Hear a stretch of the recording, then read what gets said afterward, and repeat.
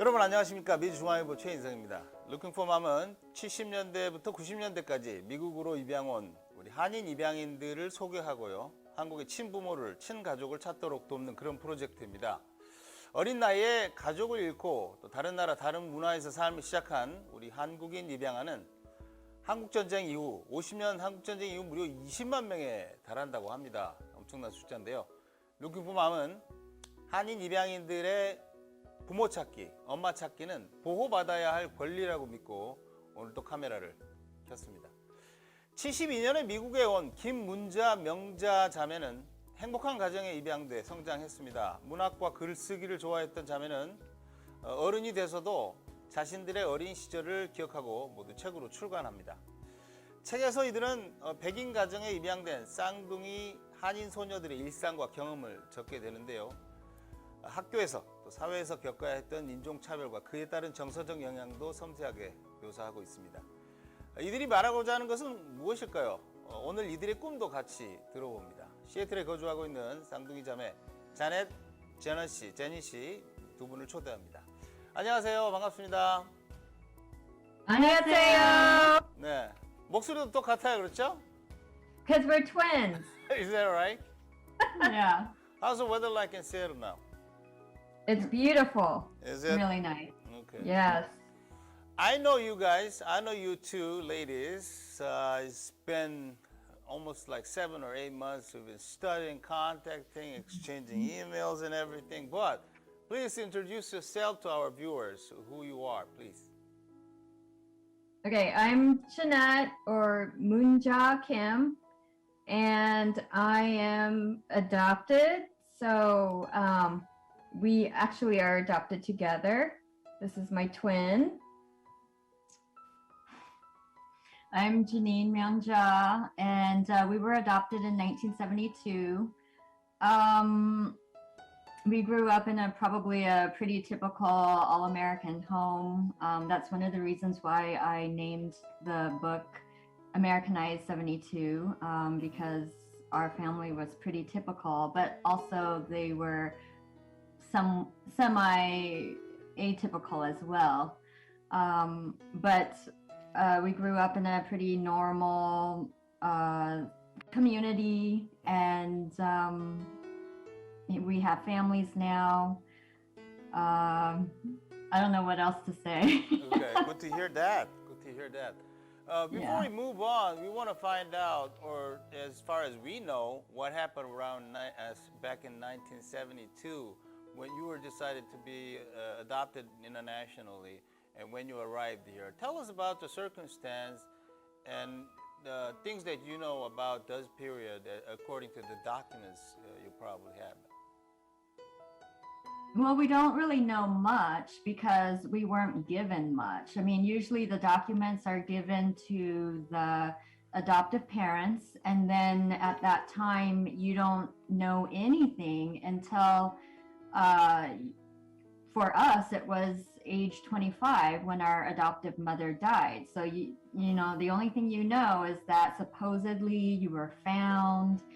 You were, you come from this horrible country. I mean, that's basically what they tell you.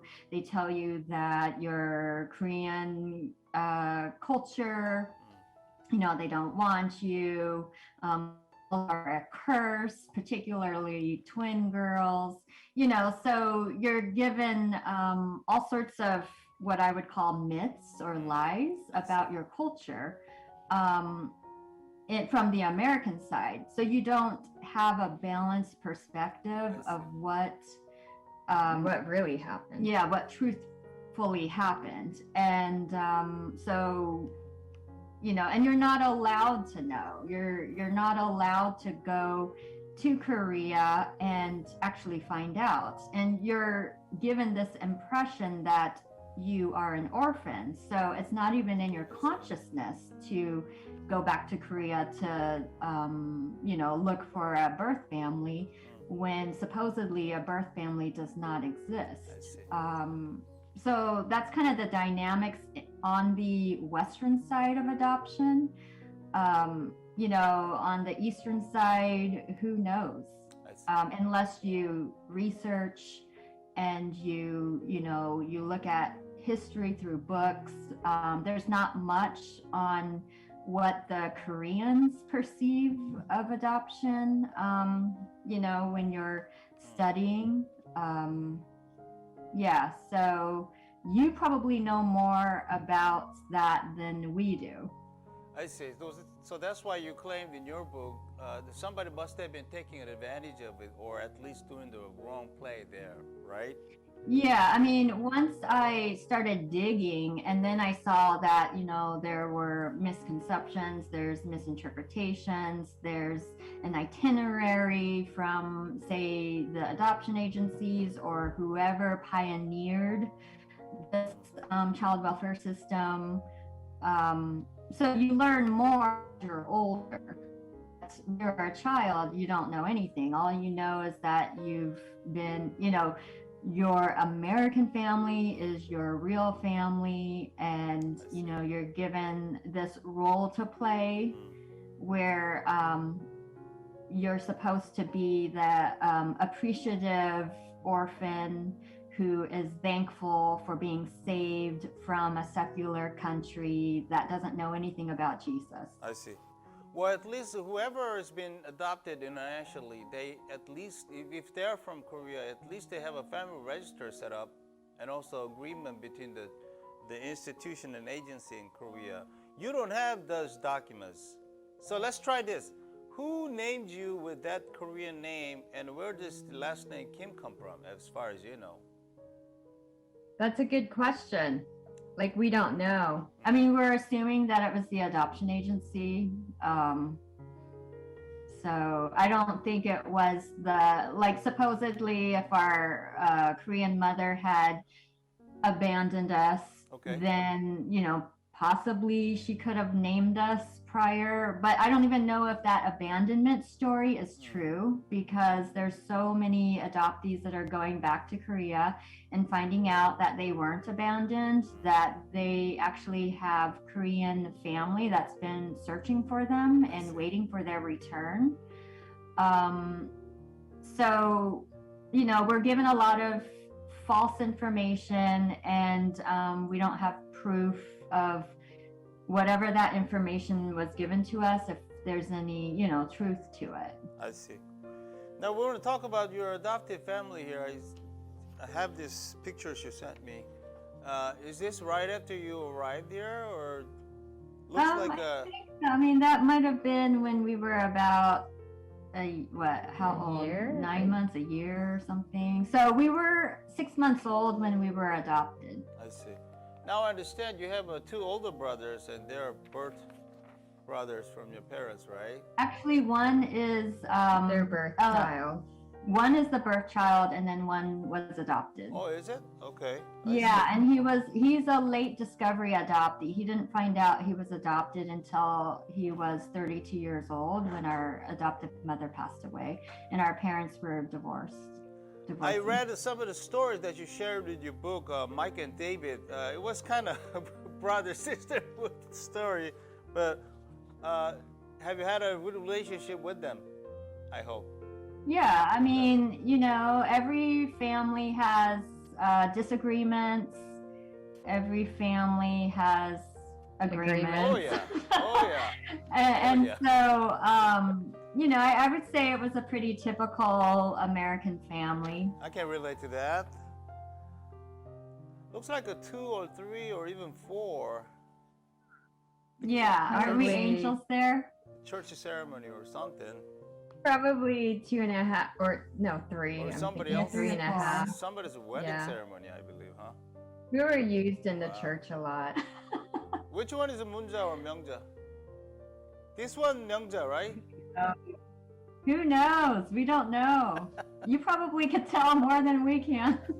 I'm good at that though. Does she look like your mom, I believe? It's a relative. We don't Oh, is know it? who that is. We Okay. just know that Okay. she's someone in the family, possibly. Couple more, I believe. Yeah. Yeah. Our mom is there, though. That's our mom. That's our mom. Is it? And Okay. that's our mom. She passed away in 97. when we were 25 years old. Wow. She looks beautiful. Thanks. Yeah. Dad? That's Yeah. our And dad that's our and our dad. 2 brothers. Yeah, you probably know, or my sister probably told you, our adoptive father passed away just recently. Right. Sorry to hear that. The last hang glider, right? Yeah. Mhm. Mhm. Now, back to our conversation. It's been many years. I know you've been interested in this adoption, your adoption story, and also somebody else's adoption statistics, history, agencies, and everywhere. Why yours been kind of delayed or actively pursued yet? Was there like obstacles around? The reason why it's delayed, I think, is because when you grow up and, a child in an adoptive family, then you kind of fill a role as an American. And that's what you're supposed to be. If you're not an American, then you get discriminated against. So you have to be as American as possible. And that means partially rejecting your family. But on the other side of that, too, is that you don't even know that you have a Korean family. I The see. only thing you know is that you have an American family who loves you, even though you come from Korea. I mean, that's basically the attitude. So then when you reach your 20s, then it's like you're surviving. You're trying to go to school, you're trying to get a degree, you're trying to raise kids. And that goes on until you're in your 30s and then your 40s, and then time goes by and you realize that by the time you're in your 40s that a lot of that opportunity and missed say good luck of finding your family has passed. And so that's part of the reason why there's been a delay. I mean, fortunately, my sister and I were exposed to Asian adult adoptees of Washington State. So we were able to find out in time that there was a 50-year anniversary gathering to Seoul where about 500 intercountry adoptees or international adoptees from Korea traveled back to Seoul to celebrate and contemplate inter-country adoption. But if we had not known about that, we probably would still be living in the dark, not realizing that there could be an opportunity to go to Korea and to realize that there is a Korean culture that would possibly welcome us. So we're fed, so many messages, but it's all imbalanced. It's all on the Western side, and you don't get any information from the Eastern side. I see. Now, Janine, we know that you published many books. We saw them online. I just, downloaded some of your books from Amazon, and I do know there are some Korean adoptees out there who read your book and telling me the feedback. Now, what made you write that book? I love that book.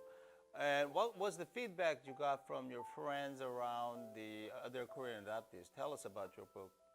The American, Well, I have Americanized two 72. genres of books. I would say the first one I go by my American name, and that's so the focus on those books such as Americanized and The Search for Mother Missing and some of my philosophy books. Right.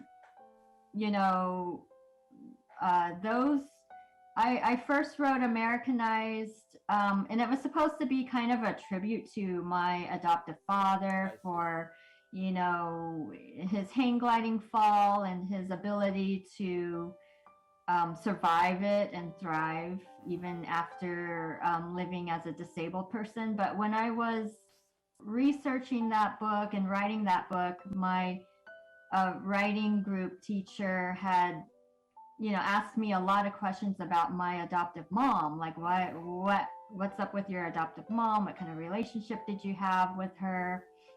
And there was a bunch of questions that I didn't really want to answer, or I didn't think were really necessary. But So the book kind of evolved into something that was supposed to be about my dad to something that ended up being more about me. And then for The Search for Mother Missing, that book came about because, of the opportunity in Korea to go visit and possibly find our Korean family. So I wanted to document that experience so I would always remember it.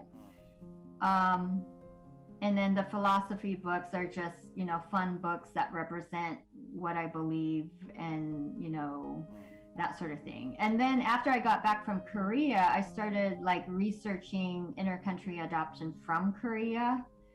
And then I kind of, maybe there was some sort of transformation there when I was learning the truth. And that's why a lot of those books are, I use my Korean name. I see. Interesting. In the books, it's just a personal, on my own curiosity. In the book, you remember that you were in a locker room somewhere with the cheerleading girls, and I know you got the question saying, "What are you?" We don't really ask people, "What are you?" or "What is he?" Now, it's been what, 10 years? 30 years almost, right? Now, if you go back in that locker room again, and somebody asks you, "What are you?" what's your answer be? I would say I'm Korean.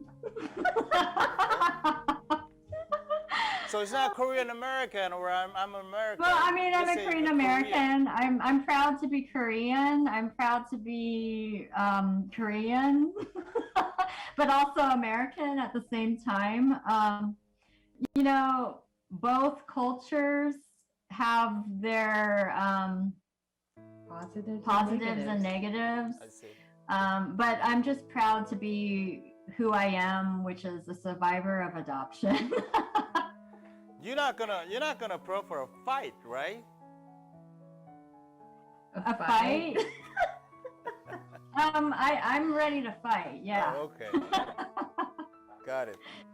Now, you mentioned these words in another book. I specifically remember you mentioned the harvesting, and also you mentioned the trafficking. Mm-hmm. Now, briefly tell us what have we been missing? What should we know by mentioning you mentioning these words in your book? Tell us. I think what you should know is that there's two sides of adoption. Well, there's many angles of adoption, and so far the only angle that's been heard has been the angle that, say, the adoption agencies have presented to us, which is a perspective that has an itinerary, that's profitable, that gets paid for whatever storyline they want to tell. And then there's they say that adoption creates families and things like that, but at the same time, they are also separating families and permanently separating families. So we need to give these families a chance to be heard and a chance to be represented. And so that's what I'm hoping to do, is just to give a balanced perspective, so then people don't get duped into something that's lifelong and can be devastating. I see. Wow. Yeah. I'm sure I'm going to dig more out of your book and do research and help others out with that information for sure. We have another supporting video. I've known this girl for almost 10 years. And guess what? She was adopted, and she has a twin. Are you ready to watch this? Yes. It's very interesting. Let's hit it.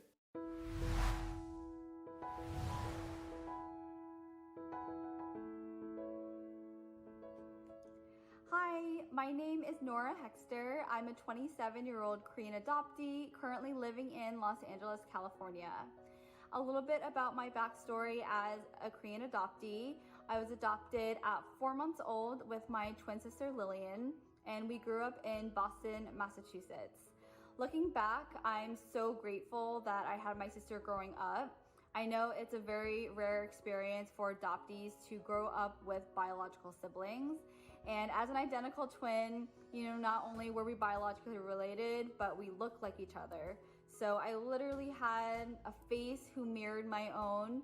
And I think a lot of ways I found so much comfort and belonging with my sister. And of course, we were best friends growing up, and we're still best friends. And it's just an experience that I'm so grateful for. During college, we also started our birth family search. It's something that I had thought about a lot during my life. I think I'd always felt a strong sense of being a Korean adoptee, but also having a lot of questions. My sister didn't have as many questions, I think, growing up, but it was something I thought about a lot. I thought about my birth family. I read books about adoptees, and I felt connected to those characters and stories.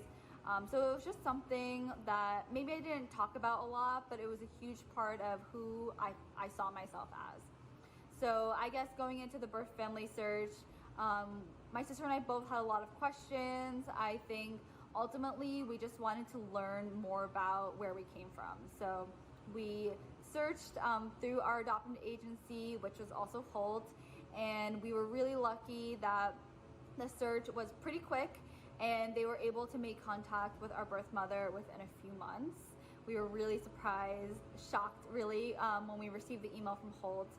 And then following that contact, we sent our letters to our birth mother, and also received letters and pictures from her, as well as our younger sister. And it was so incredible to find out that there are actually 3 of us. So I think within the whole process, finding a sibling was maybe one of the most exciting parts. Yeah, so when we got to Korea, we were able to meet our birth family in person.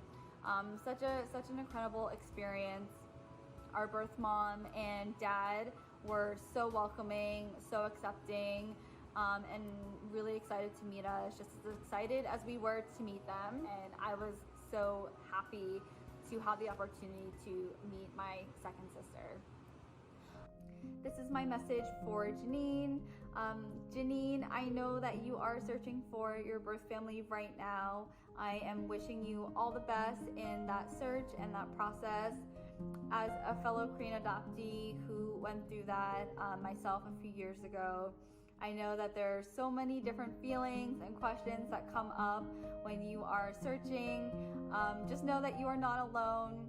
There's a whole community of Korean adoptees who are rooting for you and who are wishing you the best.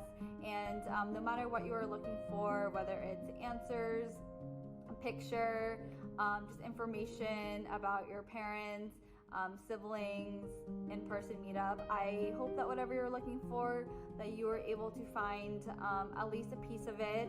And no matter the outcome, again, like I said, there are so many adoptees here in the US who are here for you, who understand what you're going through. And I hope that if you ever need anything, that you reach out to someone, even if it's just to talk. And yeah, I look forward to hearing more about your search. I hope it goes well. And yes, I'm wishing you the best of luck. There was the Nora Hexter from Los Angeles, California, originally Wow. from Boston, Massachusetts. You got to say something. What do you think? Wow, I'm amazed. She's beautiful for one thing. It's like, wow. And thank you so much for the well wishes and the support. It's so appreciated. I can't ask for anything more than that. And I'm so happy that she had a successful reunion and she found what she was looking for. I hope that it's long lasting and forever. Yeah, I would love to like reach out to her and just learn more about her story, because I think it's pretty amazing. I know, isn't it? I don't have any, stats or data, but Nora's case is very rare, don't you think? Yeah, it seems like it. I know. Now imagine your birth families or even birth mom from Korea is watching this video, you guys talking. What do you want to tell her? Well, do you have anything to say to her or your dad? I mean, I would probably say that, you know, we do have a lot of love to give. I don't want her to feel shame or embarrassed or anything. If she's around, if she's still alive, to feel free to email us. And I think we would have a lot of fun together. We do have a group. It's called Adoption, Truth, and Transparency Worldwide Network. She can join, even though she probably doesn't, maybe she doesn't speak English, but I mean, we would totally welcome her with open arms. We could have a totally awesome relationship. The potential is there, all the possibilities there. We don't have any resentments or any anger. We have anger maybe towards the industry because we know it's profitable, but people, I mean, family, that's what matters most. And we would love to have a relationship with our Korean family. I see. Now, it's 2021 July, and it'll be August pretty soon, right? Now, what's your next step? Do you have any plans? Do you have any plan to visit the 23andMe or Ancestry.com or the local consulate? We did do. You did? Okay. What's your next step? Yeah, which one did we do? You don't even remember. Like my sister did one, and then I did one, but I can't remember which one. Any line of calls or emails from anybody? Not yet. I mean, we're counting on you. Yeah, it's all up to you. Okay. Now, Janine, you talked about a lot of wrong plays and also the taking advantage of this adoption, even trafficking children internationally. Do you have any plan for that? I mean, who's got to do what, when, how? What's your plan? I think that most of what needs to be done is a balance in information that's being disseminated in the East and the West about what adoption means, because at the moment it's very imbalanced. It's really the adoptive agency narrative that's going on, and you don't hear about the families that have actually been separated. So I'd like to see more of a equal voice out there, and that's why I am a big fan of adoptees who share their stories. And anybody who wants to share their story, I appreciate that they have the courage to do so. That's why one of the reasons why I publish books, help people write their books. I edit, I format books, because I like the idea of having the people that aren't normally given the voice to have the voice, and to be given the platform to be able to share their story, because those are the stories that aren't heard, but they're the most important stories. And so that's the most important thing. It's just for people to be receptive to the unpopular stories. And so that's what I would say is, I mean, obviously my sister and I need all the help we can get to get those stories out there. So then everybody knows that there's many sides to adoption, not just the narrative that, adoption is a win-win-win for all, but there are also stories of people that feel devastated. They feel discriminated against. They feel like they've been exploited. They feel that they've been taken advantage of. They feel used. And those are the stories that are most important. I see. we hope for the best, and we'll obviously keep our fingers crossed for you guys and for your whole family up there in Seattle. Thank Thank you. Thank you you. for your time. 감사합니다, Brian. 아. 자, 시간을 내준 우리 제닌, 자넷 두 자녀분께 다시 한번 감사드립니다. 이렇게 생각을 해보면요, 입양은 단순히 부모가 필요한 아이들이 새로운 가정에 찾아가 안착하는 것, 이것뿐이 아닌 그 이상의 이야기를 분명히 갖고 있는 것 같습니다. 물론 아이에 대한 사랑을 기반으로 이 입양이라는 인도적인 행동이 이루어지고 있긴 합니다만, 때로는 정의롭지 못한 손길도 있는 것이 분명해 보입니다. 하지만 아이들은 어른이 되고요, 이 모든 것에 대한 책임을 물을 수 없게 된다는 것이 슬픈 부분입니다. 자, 이것 역시 한국의 입양기관과 단체, 아이를 포기한 부모들이 한 번쯤 깊게 생각해야 될 부분이라고 보는데, 여러분들은 어떻게 생각하십니까? Looking for Mom은 아시다시피 영상 광고 수익을 내지 않습니다. 입양인들이 이 영상을 통해서 부모들을 다시 만나게 되는 것이 바로 저희들의 참 수익입니다. Looking for Mom은 경동나비의 미국 법인이 후원해 주셨습니다. 다시 한번 감사합니다. 여기까지 최인성이었습니다. 다음 인터뷰에서 여러분 다시 만나겠습니다. 고맙습니다.